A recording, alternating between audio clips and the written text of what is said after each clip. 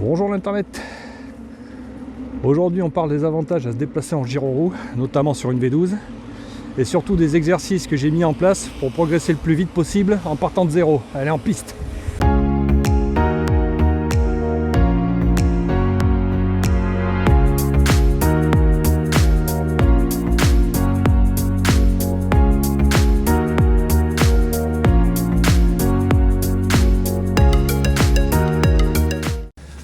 Premier avantage à se déplacer en V12, la norme IP. Voilà. C'est quand même agréable de ne pas avoir à se soucier du temps qu'il fera quand on sort sa roue. Deuxième avantage à se déplacer en gyroroue, c'est que ça passe partout, quoi.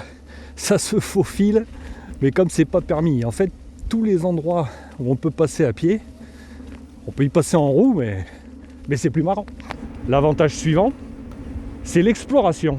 En fait, en essayant de voir un petit peu les pistes cyclables autour de chez moi, je me suis retrouvé dans des chemins où j'étais jamais spécialement allé. Ça nous coûte pas une énergie folle, hein, on se promène, en plus ça va relativement vite.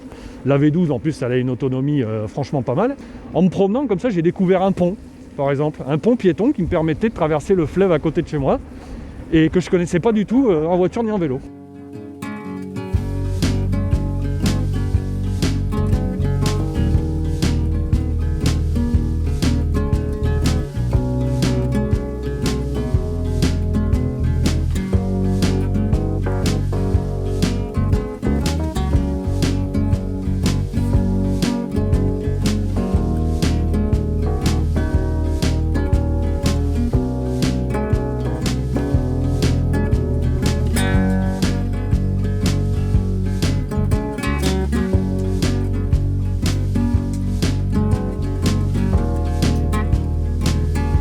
L'un des avantages de commencer la roue en V12, c'est la position réglable des pédales.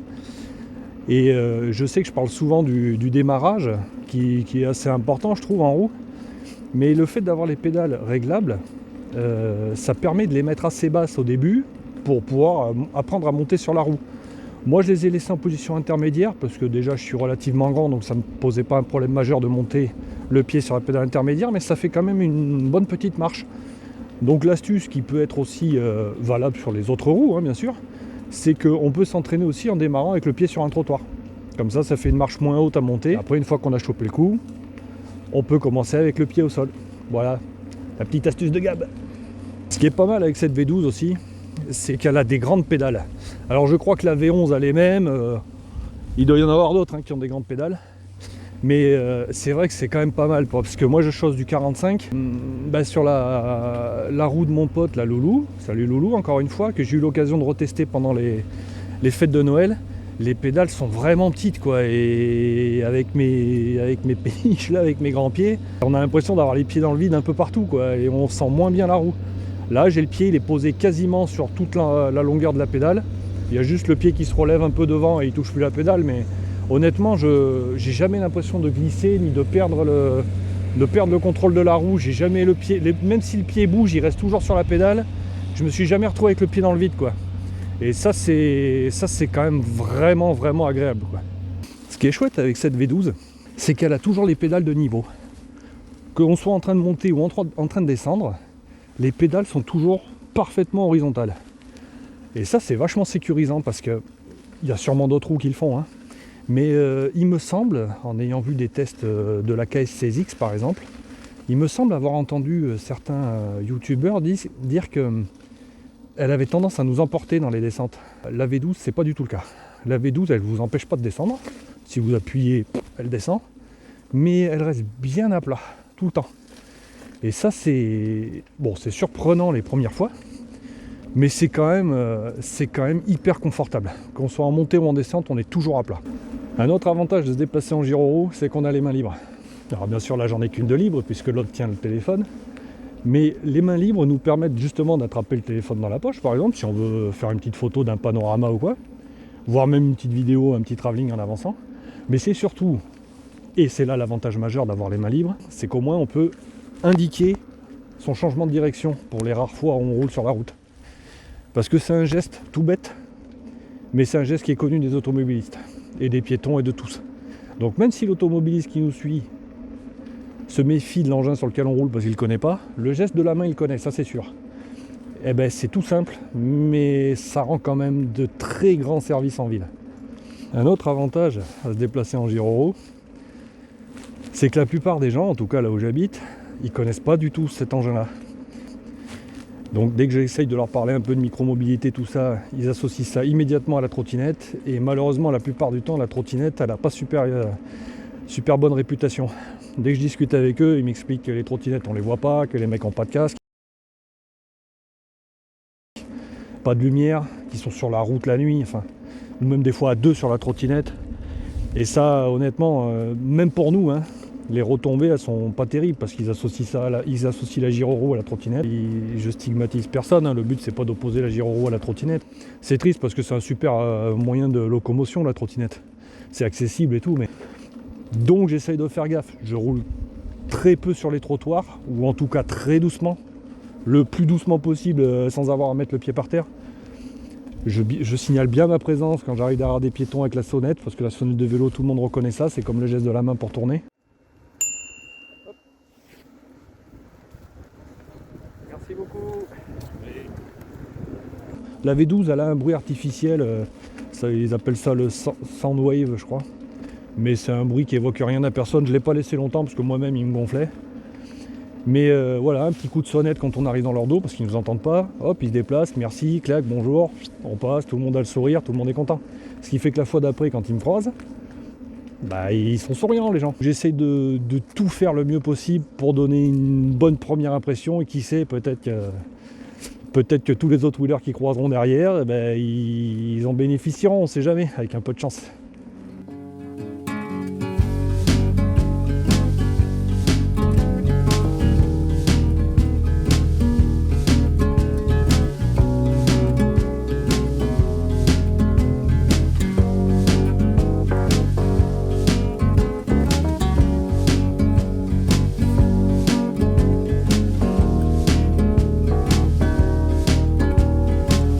Un dernier avantage que je vois à me déplacer en Giro, c'est que quand on débute, on débute sur tout, quoi. On n'a pas grand chose comme expérience à laquelle se rattacher parce que ça ressemble vraiment à rien, quoi. On va dire que ça pourrait ressembler vaguement au ski, mais moi je skie pas très bien, j'ai un niveau de ski et niveau avalanche, quoi. Je descends comme je peux, je tourne comme je peux, je m'arrête comme je peux.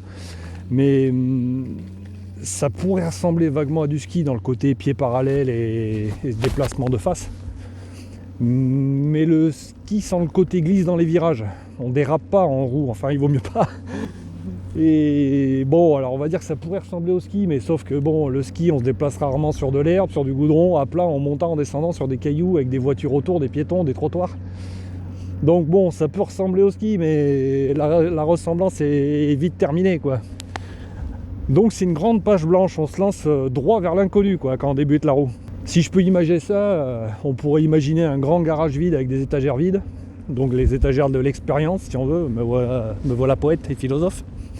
Et puis à chaque fois qu'on découvre quelque chose, qu'on tente un truc, qu'on teste quelque chose sur la roue, eh ben on remplit un peu nos étagères. Ce qui fait que plus elles sont remplies, mieux on se débrouille, quoi.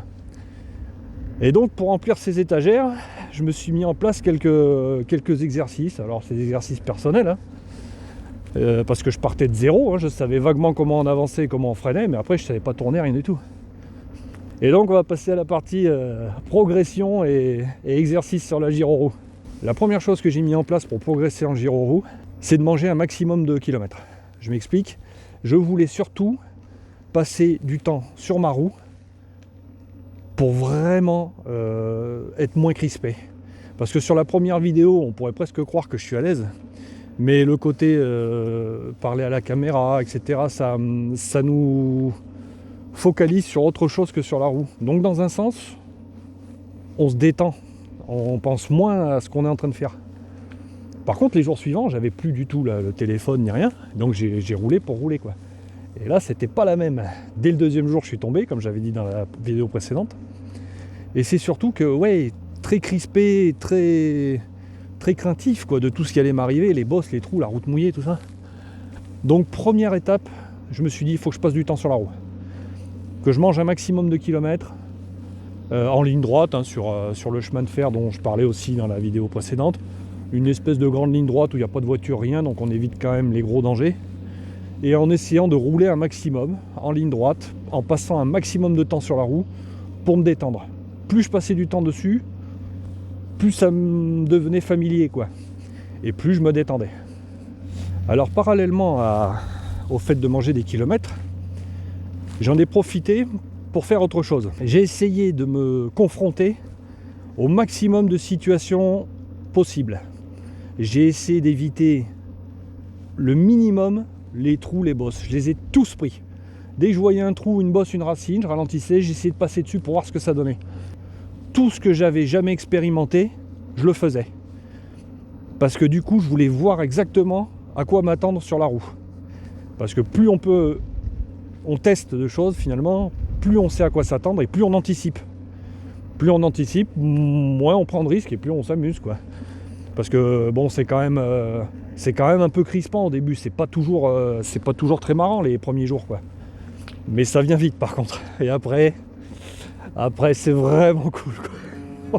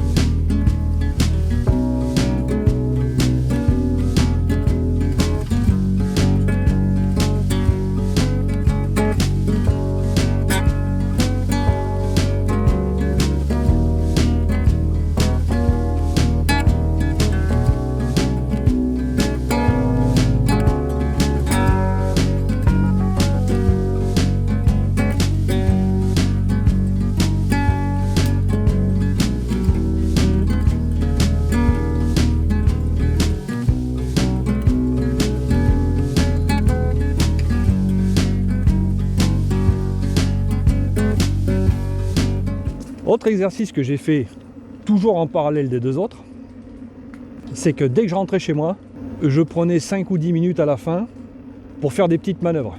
Des petites manœuvres à 2 à l'heure, des demi-tours, des virages un peu serrés, descendre un trottoir, monter un trottoir.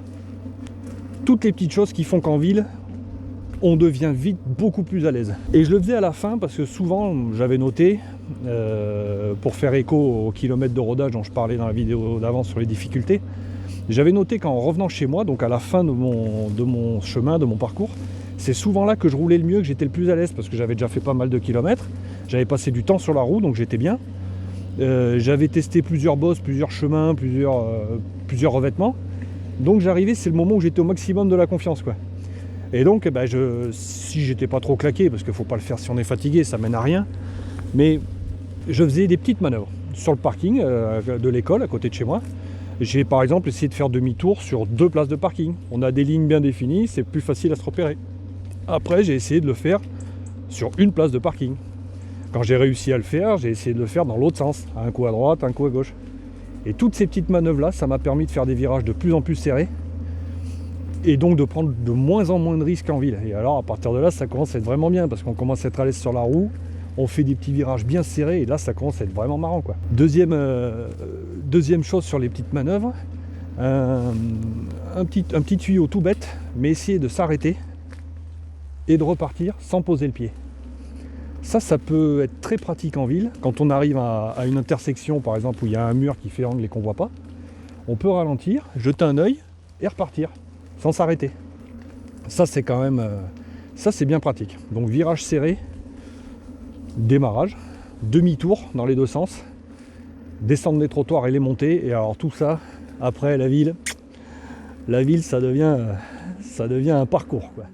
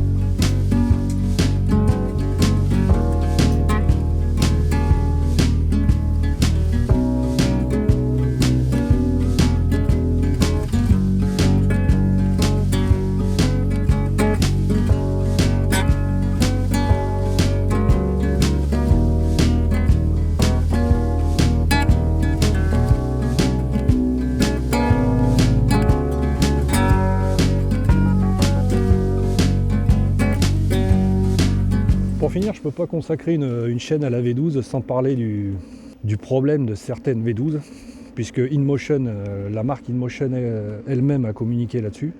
Certaines V12 ont un problème de MOSFET, alors je ne sais plus comment ils appellent ça, MOSFET, je ne sais plus comment on dit, mais enfin, bref, il y a un problème de composants sur la carte mère qui entraîne des coupures de certaines roues. Alors a priori, les coupures ont eu lieu dans des conditions vraiment extrêmes d'utilisation de la roue, mais quand même, la roue qui coupe et qui s'arrête et son rider qui va faire la bise au goudron, c'est pas très engageant. Cependant, il n'y a quand même que très peu de roues qui sont touchées, et j'ai pris pour l'instant le parti de ne pas faire le test proposé par InMotion, parce que si notre roue est concernée et qu'elle réussit donc pas le test, elle se coupe et elle est morte. Elle est morte jusqu'à ce qu'on l'amène en boutique et qu'ils nous changent la carte mère gratuitement. Mais moi j'habite à 300 km de la première boutique et je vais pas y aller tout de suite. Donc si je pouvais éviter de flinguer ma roue tout de suite et d'attendre 3 mois pour avoir une carte mère gratuite, sachant que je l'ai déjà attendu 6 mois la roue, ça m'arrangerait. Donc je prends le parti de ne pas rouler trop vite, de ne pas la mettre dans des conditions, de ne pas la faire rouler dans des conditions extrêmes pour elle, au cas où, même s'il n'y a quand même que 8% de risque d'être touché par ce problème. Je vous mets le lien dans la description de la page Mobilité Urbaine, parce que tout est expliqué en français en plus, avec la vidéo InMotion, etc. et tout un tas d'explications, même si vous n'avez pas acheté la roue chez eux, ça peut quand même vous servir. En ce qui concerne la suite de la progression, j'aimerais arriver à faire des petites manœuvres avec un seul pied, des demi-tours sur moi-même, ou même faire quelques mètres avec un seul pied, pourquoi pas, ça peut être marrant. Et j'aimerais bien arriver à rouler un petit peu en marche arrière. Pas beaucoup, hein, mais juste un peu pour par exemple faire un demi-tour dans un endroit un peu serré. J'aimerais bien arriver à maîtriser ma roue en marche arrière sur quelques mètres. Voilà, ça pourrait être des exercices à faire pour la suite. Mais je vous ferai un bilan de tout ça, peut-être pour les 500 km, on verra. Sur ce, on continue de rouler, on essaye de se marrer 5 minutes, et puis à bientôt l'internet. Faudrait peut-être que je me trouve une petite punchline pour terminer, genre vers l'infini et au-delà, toujours plus loin, toujours plus haut, toujours plus fort, mais je crois que c'est déjà pris.